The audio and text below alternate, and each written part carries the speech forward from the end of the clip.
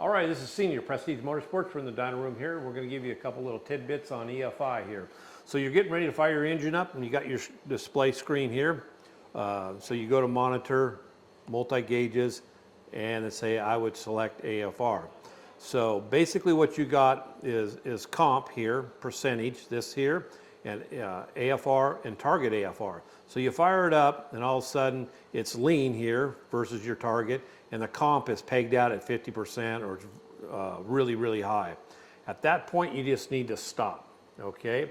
At that point, what's going on probably is you've got 90% of our issues we always deal with are exhaust leaks. And all you're gonna do is basically flood the motor out, kill the spark plugs, and then now you've got, you know, quite a few little issues going on. You fix this, the plugs are killed, you start to chase that, it'll do the same thing. So at that point, stop and figure out why you have an exhaust leak. So that is number one important deal on fire up. Monitor the screen, don't go very far in it if it's doing that.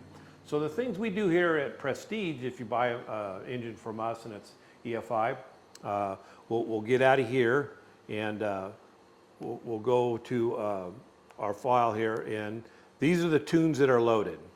And you notice this is our regular tune. This is what's loaded when you get the motor. But we also have this tune open loop. So basically what that is it's turning the O2 off. Like if you had that scenario with one of ours, you could actually go to this, load this tune up, and basically it's just going to run on our base map then, which it'll run just fine. So it kind of gets you out of trouble if you got, if you got to get it running or something of that nature until you figure out your exhaust leak.